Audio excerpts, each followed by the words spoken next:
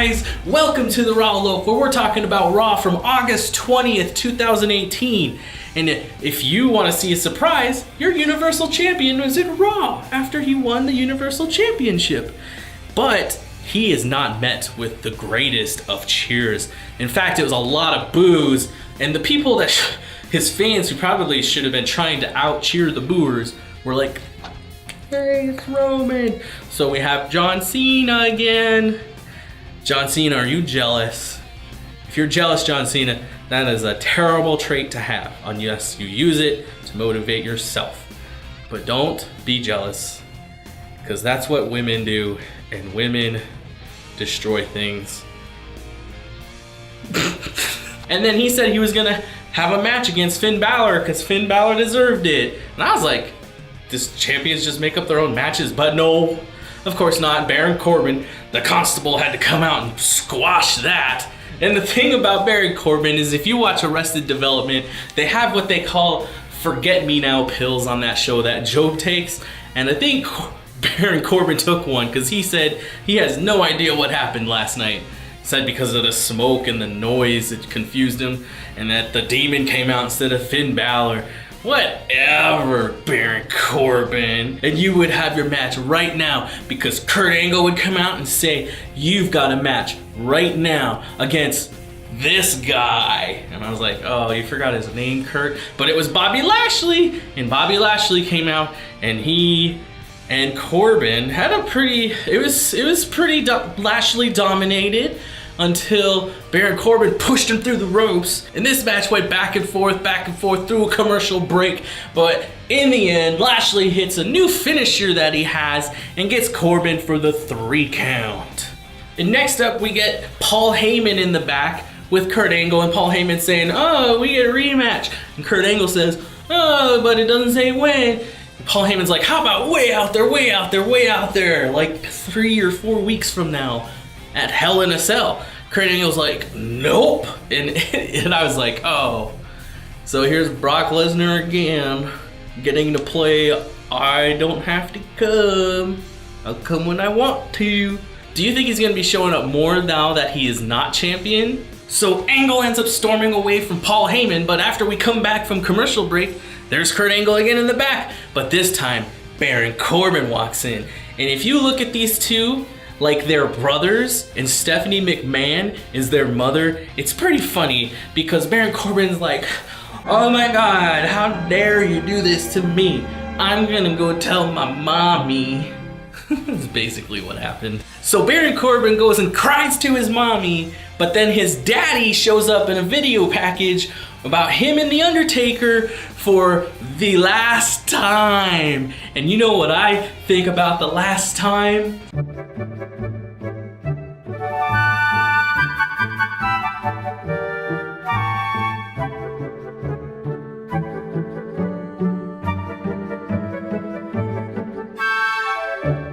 But anyways, it's a video for their Super Showdown match in Australia on October 6th. And after the video package, we get a 6-women tag team match featuring Sasha Banks, Bayley, and Ember Moon taking on the Riot Squad, Sarah Logan, Ruby Riott, and Liv Morgan. And this match starts off violently. Like they take a page out of the book of Becky Lynch from last night at SummerSlam. Sasha Banks, wow, wow, wow. Bayley gets in there, wow, wow, wow. And then Ember Moon gets in there and tries to pin, but then, wow, wow, wow. And shortly after the match starts, the ref already loses control of the match. We can't say it was Sarah Logan putting him up and under a spell because it's a different ref than last week's ref. But Bayley in this match gets put into the mats outside of the ring pretty hard a couple times. Sarah Logan, I guess, turned into a lady wolf there for a second, which she should work in more often because I feel like it would be a better fit for the Riot Squad. WWE, I'm still available to be creative for you. $69,000 and 5 KFC coupons, please. But in the end, the Riot Squad wins when Ruby Riott kicks Sasha Banks in the head, hard as a rock, for the 1, 2, 3. So next up, Triple H comes out, and the crowd has no idea how to spell his name. It's simple, it's like HHH, but everybody's chanting like NXT. Does nobody know how to spell Triple H? I mean, if you want, nah, I'm just kidding. Calm down, everybody. I'm not that dumb.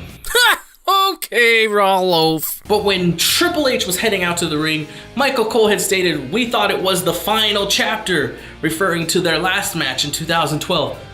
But it wasn't. And it probably won't be this time, because we know how this stuff gets lied about. I'm The Rock. And I'm John Cena. Once in a lifetime, we lied. And here's basically the gist of Triple H's speech. And I love NXT. I want to wrestle in Australia. I'm Stone Cold. The end of an era, but not really. Goosebumps. Then we get another video package of Roman Reigns and his 3-year struggle to win the Universal Championship. After that, we get a match After that, we get a match featuring Dean Ambrose with his Intercontinental title holding friend Seth Rollins, who's wearing a Dean Ambrose shirt, taking on Dungeons and Dragons, Team D&D, Team Drew and Dolph. And out of everybody that has appeared on the show so far, Drew McIntyre is the one I don't want to see.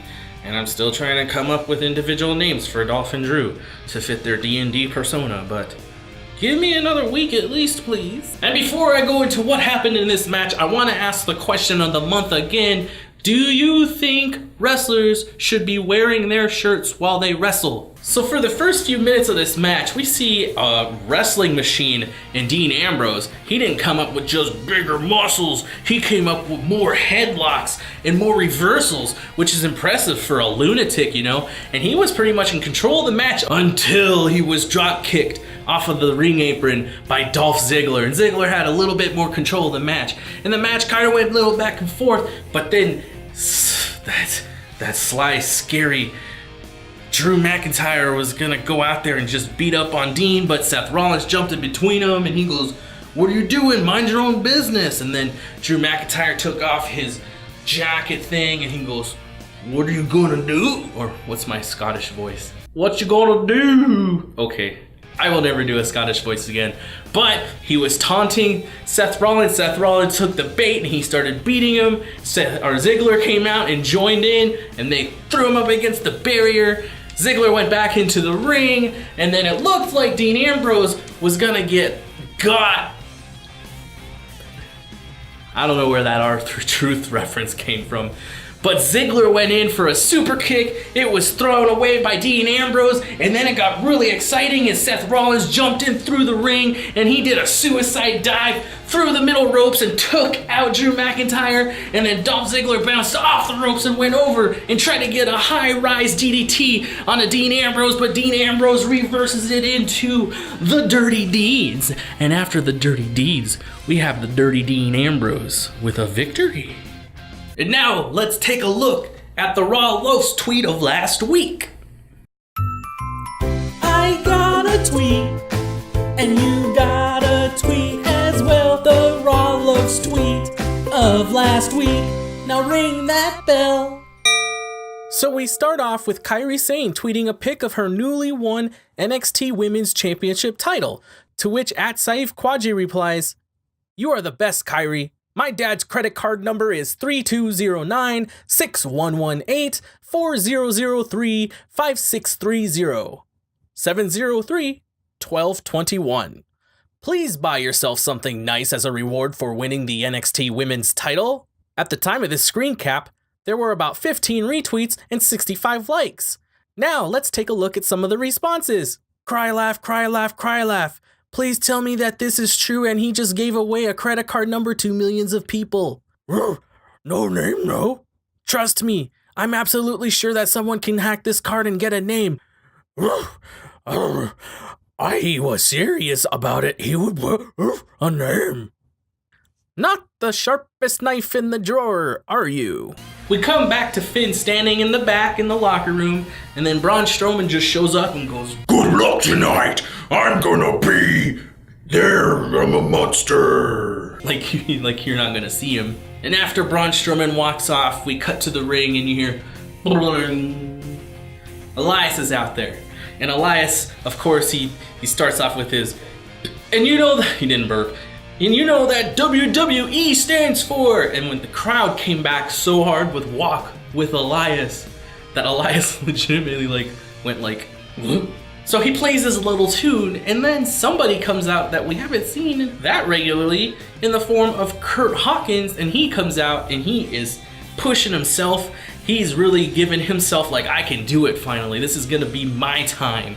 I'm gonna beat you, Elias. And then Elias goes, go away, schmucky. And then Kurt turns around as Elias is about to start singing his song, goes, nope, we're gonna take it on. And right when that bell rang, he almost won it in the first like 2 seconds, and everybody freaked out. But then the match went back and forth. Kurt was actually looking like he might actually win a couple times. He was really coming in with the fight. And then, the crowd started chanting, you can do it. And I was like, oh no, I think the crowd just started a new rally cry for Kurt Hawkins, which if they did, fantastic. And I really hope, because I mean, you gotta think, now his losing streak, he lost. His losing streak is at 219. His win shouldn't just be some like regular win. Kurt Hawkins should just wanna like, if I'm gonna get my first win, I'm gonna do it, by golly, all the way to the top. And I think at Hell in a Cell, he should have a Hell in a Cell match.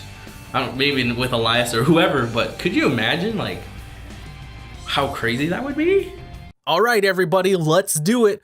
Hashtag Hawkins in a cell. Next up, we have Titus O'Neil in the back, and he's just like walking around, and then he walks up to Dana Brooke and Titus O'Neil. Oh, come on. You know he meant Apollo Crews. I mean, just look at both of them. They both have no hair. They're both men. They both wrestle. But I think most importantly, they both must have been talking about something that Dana said they were talking about, because she looked a little flustered. But she said, we got a way to beat the Authors of Pain tonight. And then we come back to the Authors of Pain coming out. Akam and Razor looking tall and mean as they normally do. Like, they're like the spin-off of The Shield. So they should be the Authors of Pain Shield? The Authors of Shield Pain. No, the Shield Authors of Pain. No, okay. But anyways, they look like the Shield. And just to tell you how much pain they brought, there was a fireman's carry done by Akam to Apollo, and everybody panicked because it was like for a fireman's carry, it was like, ooh. And after all this pain they brought, you would think the Authors of Pain would win this match, which they did. Next up, we have the Women's Championship presentation. I guess they called it. Stephanie McMahon comes out, and if you have noticed, Stephanie McMahon, when she comes out, when she's announcing something, usually, most of the time, the vast majority of the time, she has herself surrounded by all the women. And because she's surrounded by all the women, and she's always dressing in like that kind of dress, I'm starting to wonder if Stephanie McMahon thinks she's running a bordello because she looks like a madam. So I'm gonna start calling her Madam Stephanie, and she might not like that, but I calls it like I sees it on the Raw Loaf. every Tuesday and Wednesday at 3 p.m. But Stephanie's up there, she's burying everybody. She's just making everybody look so good by being so bad and mean. And when Ronda Rousey comes out, she seemed kind of like, you're putting yourself above everybody else. Everybody, come up here. She said that she only breaks the arms of people who deserve it. And then she put Stephanie McMahon in an armbar. And I kind of feel like that may have been too much, because Stephanie was just kind of being a female dog there. And then for her to like have her arm broken for it, that's like, oh, pretty much half of the people in the WWE's arm should be broken then. But Stephanie falls out of the ring, and Alexa Bliss and Alicia Fox and the Riot Squad go check up on her. And the rest of the girls come in, and they're all just kind of standing there with Ronda Rousey. And Ronda Rousey's like, oh, everybody gave hugs. Bayley did give the best hug most of the time Ronda was just kind of like, but Bailey, she's like, I gotta get my hug in. There's a little confusion going on because I believe it was Corey Graves that said the B team turned their backs on The Miz because The Miz taught them everything they needed to know to be successful. But I don't know if they know that the B team's dads and granddads, they were professional wrestlers too. And like successful ones, and I'm pretty sure that they were probably taught by their dads and granddads at least a little bit, or at least was able to like watch them from a family perspective. But if they were so great under The Miz, why weren't they champions under The Miz?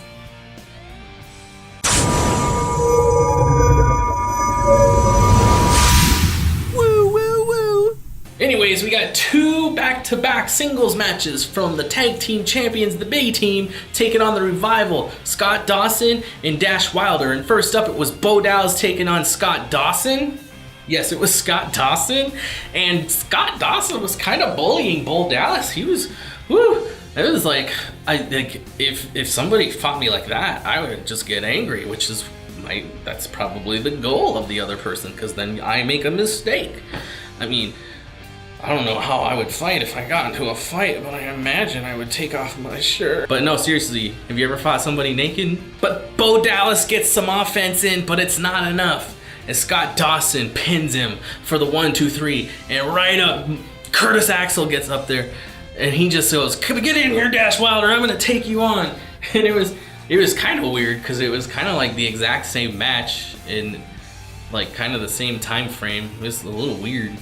But same thing happened. Dash Wilder pins Curtis Axel. So it's 0 for the B team and 2 for the Revival. And then Revival's like leaving because they won. And they're like, what else do we need to prove now? And then Bo Dallas gets on the mic and it was fun. It's like, I wish wrestlers would do it more often. Where after the match they would be like, hey, or Bo was like, hey, you guys may have won, but guess what? We're still the tag team champions. Holla if you hear me. Well, he didn't say that, but you know who did. Playa. We then see the 2 broken arm sisters of Stephanie McMahon and Alexa Bliss being comforted by a trainer and Baron Corbin, and the trainer, I guess, he like moved his hand wrong or something, and then Stephanie goes, oh, that hurts. And then Baron Corbin says, do you want me to get you a better trainer? And Stephanie's like, yes. And then Baron Corbin goes, hey, you get out of here. And the guy leaves, and then Baron Corbin doesn't follow through. But then Kurt Angle comes in and goes, oh my god, Stephanie, are you alright? And Stephanie's like, what the F? Where were you doing? You were controlling anybody? And Kurt was like, I'm sorry, I wasn't out there. What was I supposed to do? And then Stephanie's like, you've been at this for a year and a half. Kurt's like, She's like, you need to take a vacation. Baron Corbin's gonna be the acting general manager, and Kurt's all like upset, but it's like, my boss just told me I get to take a long vacation. I personally would be excited. Who? But finally we come to our main event, featuring Finn Balor challenging Roman Reigns for the Universal Championship. And unfortunately, I thought we were gonna get to see the Demon tonight, because he definitely brought him out last night, and it would only make sense. This is a title match. I would bring out my Demon as well, but I guess he wanted to prove he didn't need the Demon. And boy, howdy, let me tell you, this match went back and forth like a seesaw in the playground, and then both kids weighed the same weight. There's like, it was just boom, boom, one way, one way, one way, one way. It went on for quite a while. It was like, am I watching a pay-per-view with commercials? One of the announcers at one point had stated, Balor is in this for the title. I did my first attempt at commentary for NXT TakeOver Brooklyn 4, and you can go listen to it. I didn't do that well. It's a lot harder than it looks, but I didn't say, and I don't think I would ever say, this person is in a title match and they want to win the title. I mean, I'm like, it's hard to Well, I mean, I was doing commentary as though it was like a radio broadcast, so maybe it was different, but whew, you should give it a try sometime. It'll make you respect commentators a little bit more. But the crowd was so into this match, a large portion of the crowd was really going for Finn Balor, but I can tell you who wasn't in this match was the director. The director was so like flabbergasted by what was going on, because there was so much going on. I think maybe he was tired, maybe it's the same director from SummerSlam, I don't know. But like there was one time when Roman was running in to do his Superman punch, and then it cut to some guy in the crowd, like right before he was gonna punch, and it was like, oh, why didn't we see the punch and then see the guy? And in the end, Braun Strowman, his music hits, he comes out. Oh, and it looked like Finn Balor was gonna capitalize on this situation, but he does not. Roman hits the spear for the 1, 2, 3. Finn Balor rolls out, and Roman Reigns is in the, I don't know why I went to singing mode there, but Braun Strowman comes in, he kicks Roman Reigns, hands the ref the briefcase. And guess what? JoJo comes out and announces we're gonna have a cash-in of the Money in the Bank. But guess what? There's not. Because then we hear Sierra, Hotel, India, Lima, Echo, Delta, The Shield. Dean Ambrose and Seth Rollins both come back in kinda Shield gear. Rollins was like ready for it. Dean Ambrose was like, bro, I just got a new shirt. I didn't know. I should have brought my vest too. But they came out there and they circled the ring just like they always used to do. Classic or vintage Shield. And they attacked Strowman. Strowman fought back a little bit. They went to triple powerbomb yoga. Why did I just want to call Braun Strowman yoga? But they go to triple powerbomb Braun Strowman. He fights back a little bit, but they get him back under control when Roman Reigns spears Strowman and they hit him with the triple powerbomb. And it's like, oh man, like, why do they make it so hard for Braun Strowman? He was just trying to cash in his Money in the Bank. This might actually be a pretty interesting next few weeks / months or however long Braun Strowman tries to cash in his Money in the Bank. For as we know, that if you do want to become champion, you do not cash in your Money in the Bank on a champion that hasn't wrestled for the night. Oh, John Cena, how dare you?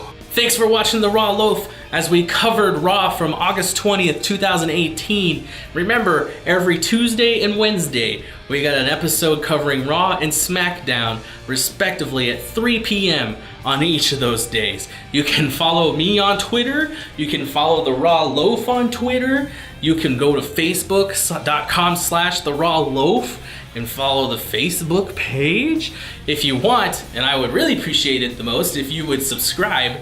It was weird because I had like 1,495 subscribers last Monday before I did the Raw Loaf.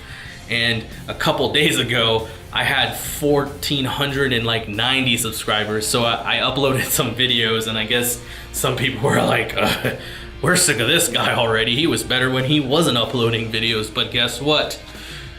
I'm uploading videos. So if you could subscribe, like, comment, and share it with all of your friends, I would highly appreciate that. And until tomorrow, enjoy SmackDown Live.